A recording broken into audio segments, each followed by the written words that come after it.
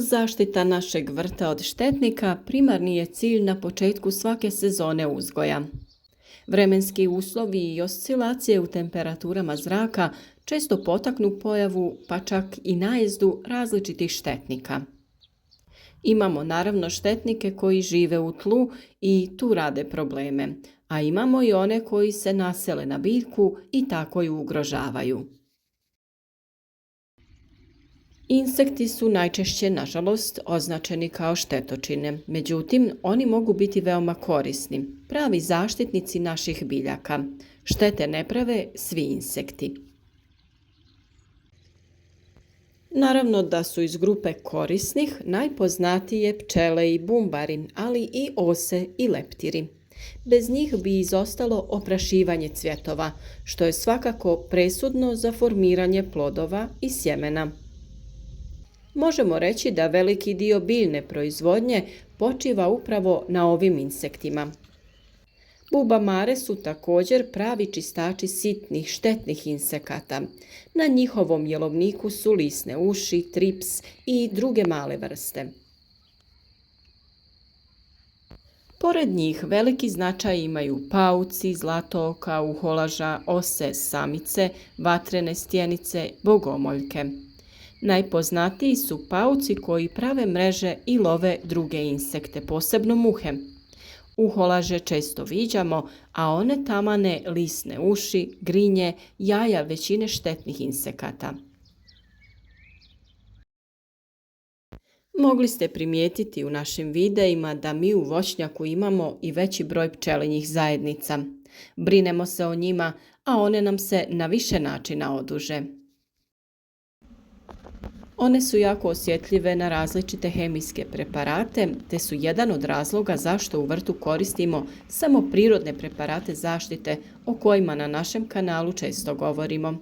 Naravno da je na prvom mjestu i naše zdravlje, pa sa vama dijelimo veliki broj recepata za insekticide koje sami na prirodan način možete napraviti, a koji ni na koji način ne štete ni nama ni korisnim insektima.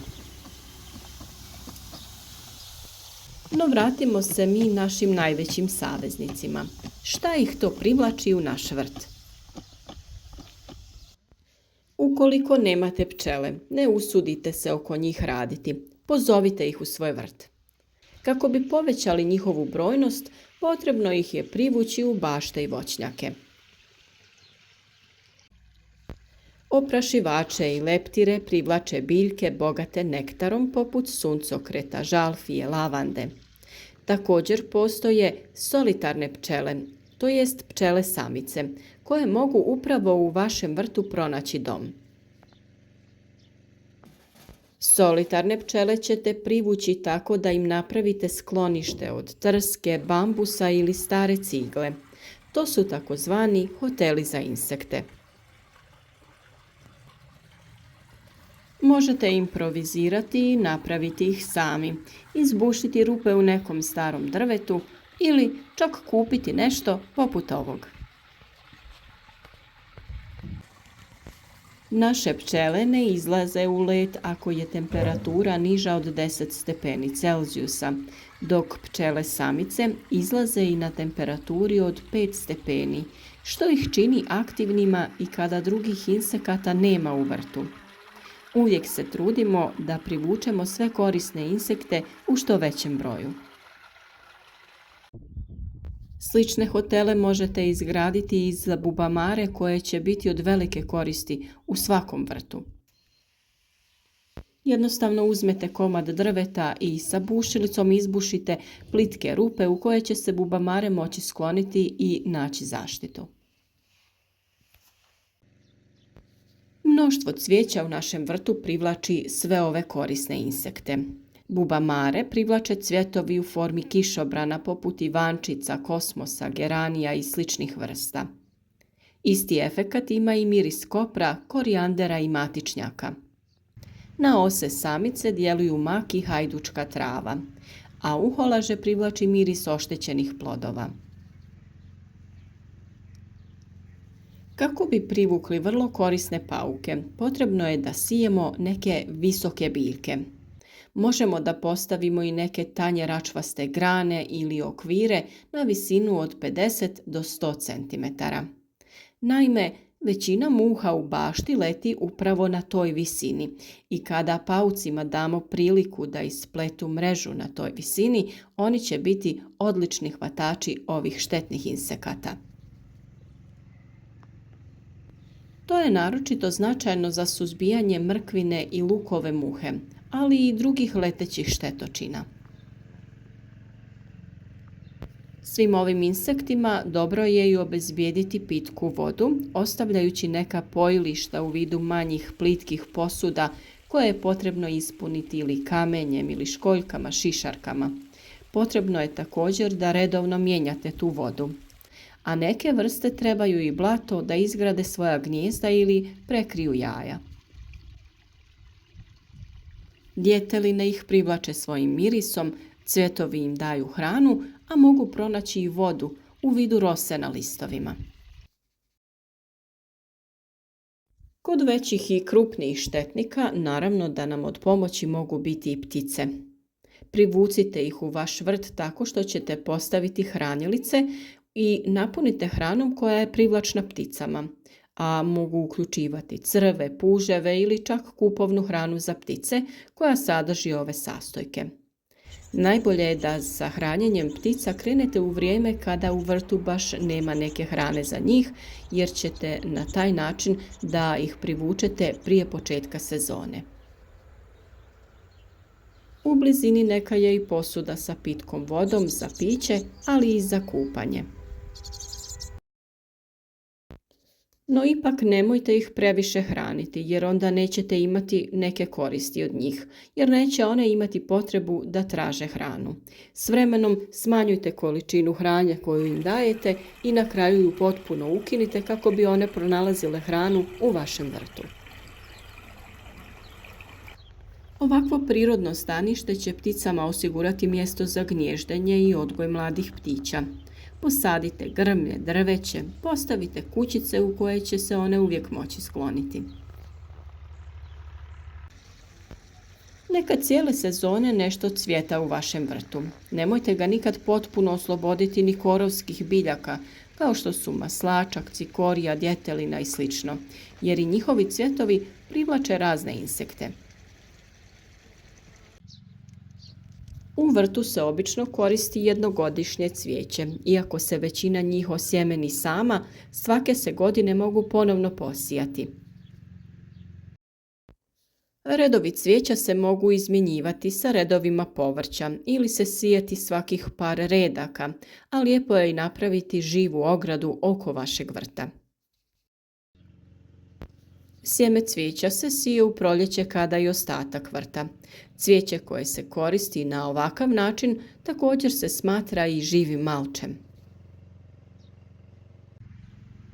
Način na koji ćete izmjenjivati cvijeće i povrće ovisi o veličini vrta i gredice, odabiru kultura te vrsti koju želite imati. Ono na što je bitno obratiti pozornost su visina cvijeća i povrća, kako bi oboje imali dovoljno sunca i svjetlosti.